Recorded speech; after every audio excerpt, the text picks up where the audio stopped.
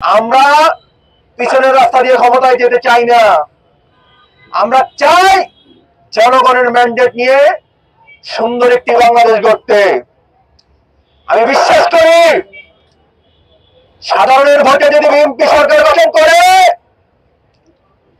আমাদের তারেক রহমান যদি সরকার প্রধান হয়, ইনশাআল্লাহ ৩১ দফার একটি দফা বাদ পড়বে না। বিএনপি পেছনের দরজা দিয়ে নয়, জনগণের ভোটের মাধ্যমেই আগামী জাতীয় সংসদ নির্বাচনে ক্ষমতায় যেতে চায়, এমন মন্তব্য করেছেন ঢাকা জেলা স্বেচ্ছাসেবক দলের সদস্য সচিব আসাদুজ্জামান মোহন।